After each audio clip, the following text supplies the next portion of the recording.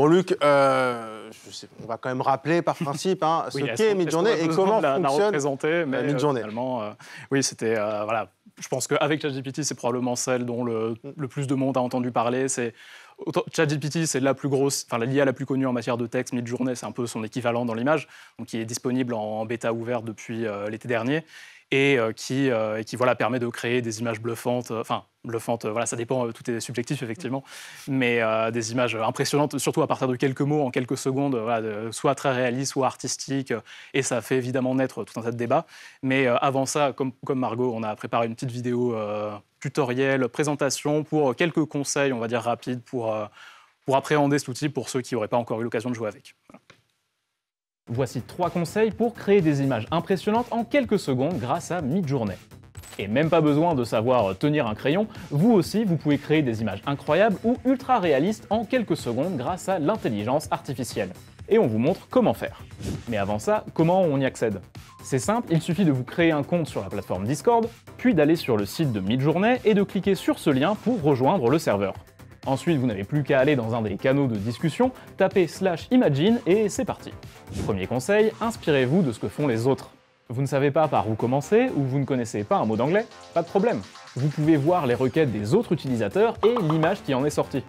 Donc ça vous permet de voir quel mot donne quel résultat, d'apprendre des termes très spécifiques pour des styles graphiques, des effets de lumière et plein d'autres techniques auxquelles vous n'auriez peut-être jamais pensé. Ensuite, ne pas hésiter à réessayer. Les IA comme Midjourney reposent sur l'aléatoire, donc une même phrase peut donner des résultats très différents. Et si une image vous plaît mais que quelques petits détails dessus vous gênent, vous pouvez créer des variations de cette même image. Et enfin, vous pouvez demander à Midjourney de s'inspirer de photos trouvées sur internet en ajoutant l'adresse URL de la photo en question au début de votre requête. Une dernière astuce, la 5e version de Midjourney est sortie récemment et elle peut créer des images encore plus réalistes. Mais pour l'instant, il faut payer pour y accéder. Il y a évidemment plein d'autres techniques encore plus complexes pour devenir un grand maître de l'IA, mais avec ça, vous aurez au moins les bases pour créer des images impressionnantes. Tu parles justement de cette fameuse V5 de Midjourney qui a un peu changé la donne, je trouve, sur notamment la qualité de l'image qui est générée. Toi, il y a des images qui t'ont marqué, qui ont été générées avec cette fameuse V5 Oui, je pense qu'on vous en avez probablement tous vu au moins quelques-unes. Le premier exemple qui vient à l'esprit, c'est évidemment cette photo du pape habillé dans une espèce de doudoune, certains disaient Balenciaga, Gucci, enfin voilà, il y a tout un tas de... Je crois que c'est l'image qui a le plus symbolisé Midjourney, on l'a vu partout cette image. C'est le premier fake relativement viral. Alors évidemment, tout le monde ne le repartageait pas de manière sérieuse, il y en avait... Certains avaient probablement capté l'ironie ou alors capté les petits détails, par exemple, que vous pouvez voir sur la main droite, là où il tient. Alors, on ne sait pas trop ce que c'est, un gobelet, quelque chose comme ça. Mais c'est probablement le premier fake viral et qui a montré les potentialités de l'outil. Il y a d'autres fakes qui ont été viraux, mais pour d'un peu moins bonnes raisons, notamment la fausse explosion au Pentagone. Ça a un peu moins fait parler, mais c'était notamment sur Twitter des comptes certifiés qui relayaient ces supposées images d'une explosion. Qui a évidemment rappelé le 11 septembre et qui a montré en fait à quel point ça pouvait être utilisé pour vraiment propager des fausses infos à vitesse Beaucoup ont pointé là aussi quelques détails. Par exemple, si vous regardez les fenêtres au niveau de la Maison-Blanche, ça a à peu près aucun sens, le nombre de piliers, etc. Mais pour peu qu'on scrolle rapidement sur les réseaux, on peut tomber facilement dans le panneau. Bon, Luc, évidemment, dans quelques secondes, tu passes au pupitre. Tu vas nous montrer comment on peut, entre guillemets, s'amuser avec Midjourney. Mais on revient dans quelques minutes.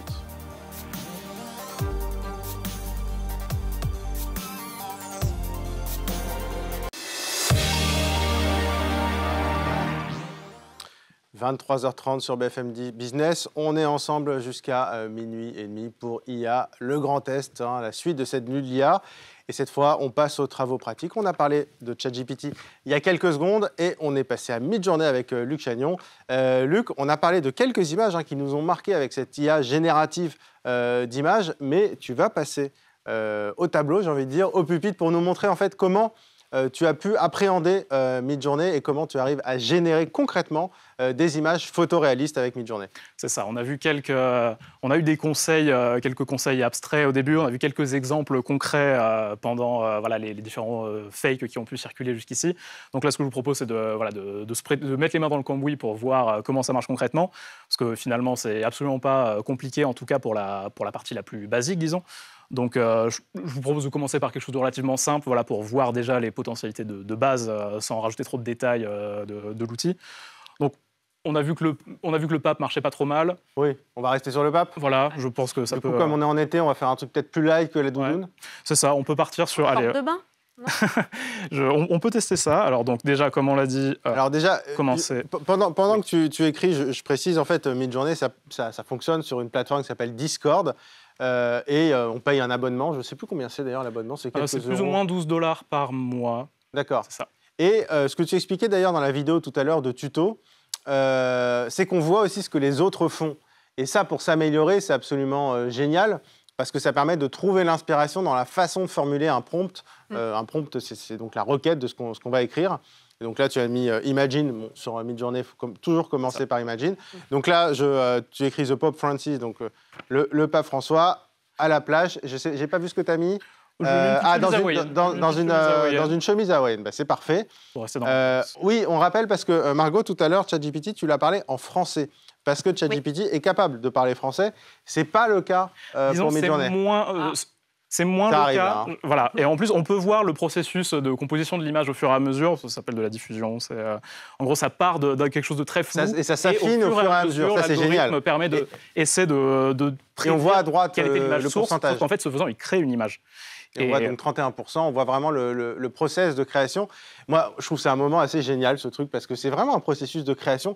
OK, c'est un logiciel qui le fait, mais on comprend là où va aller au fur et à mesure. Et on comprend, on voit assez vite si notre prompt, entre guillemets, était. C'est ça que je trouve super intéressant, c'est qu'en fait, c'est pas du tout une approche intuitive qu'il a, c'est que ça part de flou, ça part d'un bruit complètement aléatoire. Et en fait, au fur et à mesure, ça prédit quelle pouvait être l'image source, mais en fait, ce faisant, ça crée une image. Il est de plus en plus stylé quand même. Hein. Franchement. Et on n'a pas eu besoin, comme vous voyez, on n'a pas eu besoin de faire un prompt très compliqué pour y arriver. Génial. Donc voilà les. Alors, c'est pas laquelle est votre préférée. Oui, parce que à mon avis, il doit utiliser forcément des images du pape dans lesquelles il a forcément toujours un peu la même tenue. Oui, voilà, tout dépend aussi des images qui ont servi à l'entraîner. Et c'est vrai que finalement, le pape, alors on l'a fait apparaître en doudoune, mais c'est pas, sa tenue vestimentaire n'est pas extrêmement variée. Donc c'est vrai qu'il y a des occurrences assez. Moi, je suis assez fan, je ne sais pas pour vous, Julie et Margot, mais celle en haut à droite. Ouais, j'aime beaucoup. Bah oui, parce que déjà, il y a des fleurs, ça fait vraiment vacances, quoi. J'aime bien celle en haut à droite aussi, et je pense qu'on pourra faire des choses assez marrantes en l'étendant aussi, parce que c'est quelque chose qu'on pourra voir après. J'étais en train de compter les doigts, surtout voir s'il y en avait le bon nombre, mais ça a l'air d'aller. Hein. Bah attends, tu sais quoi, l'étape suivante en général... C'était quand même le gros point faible au début de explique ce que tu es en train de faire là. Voilà, l'étape suivante, justement, en général, c'est vous avez les U qui servent à ce qu'on appelle upscale, c'est-à-dire donner une version en plus haute définition. Donc 1, 2, 3, 4, c'est dans le sens, donc c'est 1 en haut à gauche, 2 en haut à droite, etc. 3, 4. Et V1, V2, V3, c'est quand tu veux des variations. C'est ça. Donc là, on n'a pas tout à fait le temps de le faire, mais donc là, tu es parti directement sur l'upscale pour avoir une version grand format. C'est ça, donc voilà l'upscale en question. Voilà. On peut compter les doigts, ça a l'air de correspondre. Il a une alliance. Il en a même plusieurs. Il en a plusieurs. Alors, j'avoue que je ne suis pas expert, je ne sais pas, peut-être que le pape a des bagues quand même. Là-dessus, j'avoue que je ne sais pas. Je ne saurais pas dire. La tenue est très stylée. Ce qu'on va faire, Luc, c'est qu'on va passer aussi à une autre fonction dont tu m'as parlé. Et je crois que c'est ça, le zoom out, c'est ça? Zoom out, oui, voilà. Donc, il y a différentes manières. En gros, c'est ce qu'on appelle l'out painting, c'est-à-dire que vous avez l'image de base, vous pouvez créer une image avec des IA, mais vous pouvez aussi imaginer ce qu'il y a derrière, ou alors modifier parfois l'intérieur d'une image en effaçant puis en recomplétant. Alors Midjourney ne permet pas encore de faire ça, mais il permet de créer ce qu'on trouve autour d'une image. Donc ça peut être assez marrant avec des tableaux. Voilà, c'est comme si vous aviez un dézoom. Il y a des gens qui l'utilisent, par exemple. Alors, non, on discutera après, mais il y a voilà donc.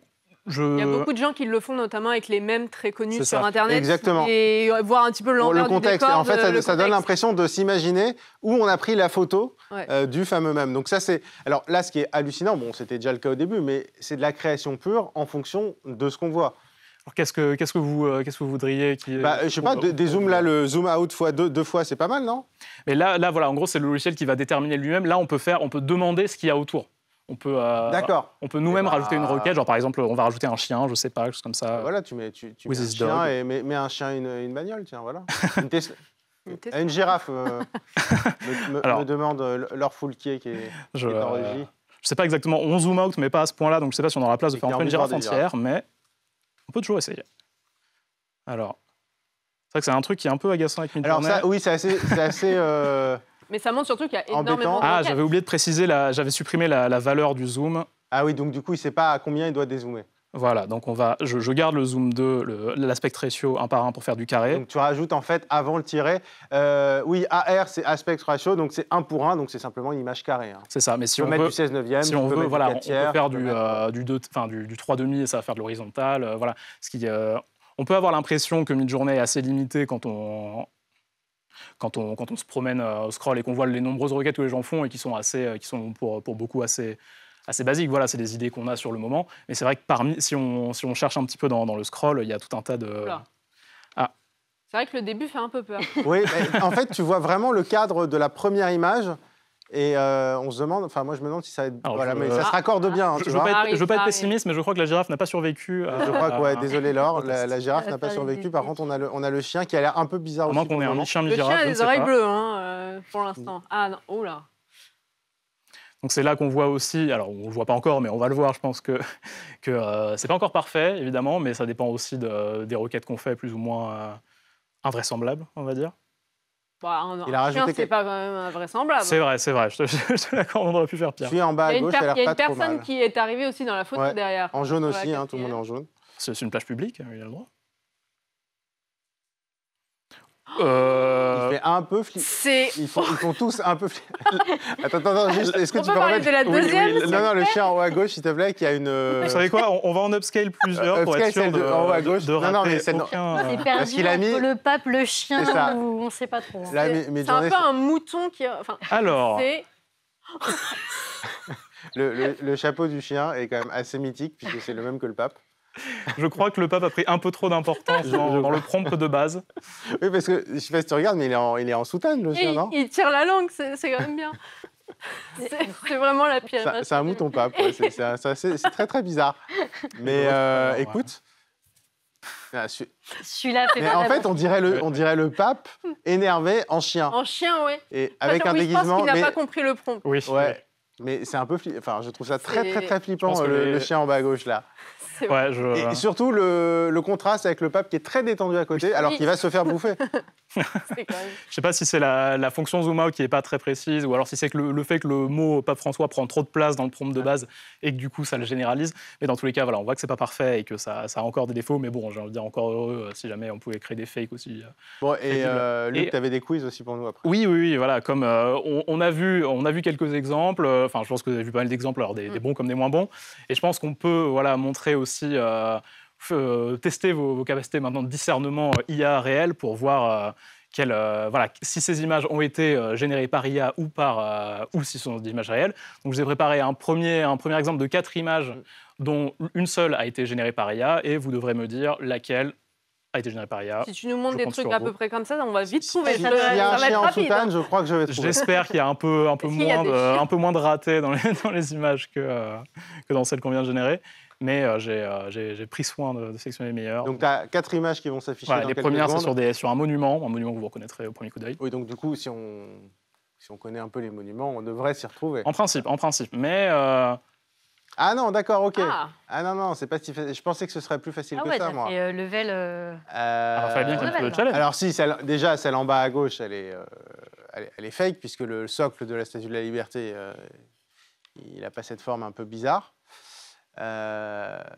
Faut m'aider, Julie et Margot, il n'y a pas trop qui joue. Je regarde un petit peu, mais je pense qu'elle fait énorme quand même la statue en bas à gauche. Non mais celle en haut à droite, c'est très bizarre, on dirait qu'elle est dans des marécages. Il y en a qu'une qui est faite par IA. Oui, il n'y en a qu'une seule. D'accord.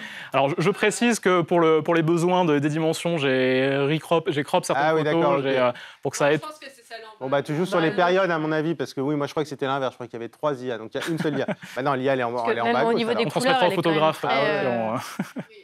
On est d'accord, en bas à gauche. C'est celle-ci, oui. Effectivement, bon voilà. Là, pour le coup, vous en sortez pas mal. Mais effectivement, voilà. Qu'est-ce qui vous a mis la puce à l'oreille? Non, le socle en bas, déjà, qu'il a une forme assez bizarre. Puis même, je trouve l'angle de la photo, c'est un peu bizarre. On dirait que c'est un très grand angle, mais derrière, c'est... C'est souvent ce qui donne... disons, vend la mèche, on va dire, par rapport aux images générées par IA, c'est la mise au point qui est un peu toujours la même partout, c'est l'effet lisse un petit peu. Alors là, on voit probablement au niveau de l'exposition, je trouve que tu vois, le soleil arrive quand même, il y a une espèce d'ombre en bas, mais on ne sait pas bien pourquoi. C'est ça, oui. Bon, voilà. Là, pour le coup, c'était relativement évident. Je vous en ai préparé un autre qui, j'espère, sera un petit peu plus compliqué, c'est à partir de nourriture. Donc, bon, vu l'heure qu'il est, j'espère que ça vous fera pas trop mal. Mais je suis un peu plus content de celui-ci. Donc, là, il n'y en a qu'une seule générée par IA. Il n'y en a qu'une seule générée par IA. C'est ça. On dirait que des images libres de droit. Oui. Moi, je pense que c'est celle en haut à gauche. Celle en haut à gauche, elle est quand même pas mal. J'essaie de trouver l'indice. Peut-être sur la table en bois, mais ça m'a pas l'air parce que c'est beau, si ça mal fait foutu que ça. très fait par IA, cette petite table en bois, le petit café, très propre. Ouais, je dirais, je suis d'accord. J'ai tous envie de les manger, mais ouais, non, en haut à gauche, je pense que c'est celle-là. En haut à gauche. Vous êtes tous d'accord? Ouais. Non, c'est faux, malheureusement. C'était celle en haut à droite. Ah ouais? Voilà, donc si on peut... le sucre avec fait une faux. petite voix très satisfaite. un petit peu. Le sucre fait faux. J'ai passé du temps. On dirait un peu de la neige, mais bon. C'est ça. Quand on la voit en version complète, effectivement, on comprend un peu plus. Mais c'est vrai que je m'étais dit que pour les exemples comme ça, en fait, l'IA est... On a tendance à dire que Midjourney est assez fort pour répliquer tout ce qui est réel, mais en fait, bon, il est plus fort pour répliquer ce sur quoi il a été entraîné. Et c'est vrai qu'il y a beaucoup d'images qui sont issues d'images publicitaires, d'images qui ne sont pas des prises de vue censées être réelles. Voilà, c'est vraiment pour mettre en valeur l'objet, des éclairages, tout ça. Et c'est des choses que Midjourney réplique, je trouve, relativement bien. Effectivement, pour peu... Là, ça peut être une image de publicité. C'est ça. Ouais.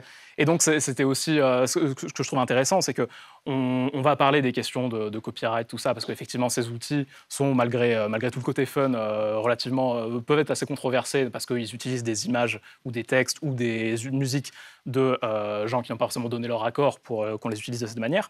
Mais il y a des usages, pour peu que l'IA soit entraînée de manière éthique, pour lesquels ça pourrait être relativement utile. Donc ça, c'était un exemple que je trouve intéressant, c'est la prise de vue, on va dire, l'illustration. Enfin voilà, là pour le coup, une image d'illustration, si on parle de nourriture, voilà, on génère une image comme ça, c'est quelque chose qui peut passer, vous l'avez vu. Puis après, tu ouvres un resto, tu n'as pas forcément le budget pour un photographe. Si tu mets la photo de tes produits à toi et que c'est répliqué d'une façon un peu mise en scène, à condition que ce soit un peu fidèle, il ne faut pas non plus mentir sur la marchandise, mais ça peut être intéressant. C'est une autre partie du débat. Et pour conclure ce volet Midjourney, enfin ce volet d'ailleurs plus image, on a parlé beaucoup de photos. Mais finalement, la grande tendance des prochains mois, ça risque quand même d'être la vidéo. Oui, parce que là, on a beaucoup parlé des images parce que, comme vous l'avez vu, c'est quand même relativement... Enfin, c'est très correct, on va dire. C'est des choses qui sont tout à fait crédibles. Alors, à part les socles incohérents, les choses comme ça, voilà, il y a des indices. Mais il y a d'autres nouveautés qui sont en cours de développement. Alors là, ça reste très expérimental. Par exemple, texte ou vidéo, comme Midjourney, mais quand vous rentrez votre texte, au lieu de générer une image, ça vous génère une vidéo complète. Alors, pour le moment, c'est assez flou, c'est pas toujours de grande qualité. Et il y a d'autres usages, par exemple, ce qu'on appelle les nerfs, c'est donc rien à voir avec la marque de jouets. C'est en gros un système qui permet, vous filmez, vous tournez autour d'un objet et ça vous génère... Alors là, pour le coup... Ça on l'a fait hier. Ça rend pas forcément justice, pas toujours justice, parce qu'en fait, là, voilà, tu étais installé en plateau. Ce que j'ai fait, c'est que j'ai tourné autour de toi pendant 20 secondes en filmant en 4K. Et ensuite, je l'ai intégré dans un logiciel qui s'appelle Luma Labs et qui permet de calculer, en gros, ça reconstitue tous les angles possibles, y compris ceux qu'on n'a pas pris en vidéo. C'est ça, parce que je précise que quand tu as pris cette séquence, en fait, tu as tourné autour de moi, mais évidemment, tu n'as pas levé ton téléphone, tu n'as pas pris une perche pour faire cet effet vol d'oiseau comme ça. En fait, tu as tourné autour de moi. Donc tout le reste, le mouvement de caméra, c'est le logiciel qui l'imagine. C'est ça. Donc là, voilà, en fait, vous le mettez dans le logiciel et ça vous génère une espèce de reconstitution 3D dans laquelle vous pouvez vous promener un peu comme une mouche, on va dire, qui pourrait prendre tous les angles de vue possibles. Ça a pris 5 minutes là, à faire, hein. Au-dessus de la table, on va dire, c'est pas très bien fait parce que j'avais pas pris l'angle de vue, tout simplement. Mais pour peu qu'on passe suffisamment de temps autour d'un objet à prendre tous les angles possibles, ça permet de reconstituer, par exemple, je sais pas, dans un musée ou sur des sites historiques, vous pouvez recréer un espace en 3D comme ça dans lequel vous pouvez vous promener. La reconstitution du mouvement de caméra est quand même assez impressionnante. Oui, c'est pas mal. Et puis, en fait, c'est toujours la même chose. C'est des possibilités qui ne sont pas fondamentalement nouvelles, mais à mon avis, c'est l'accessibilité.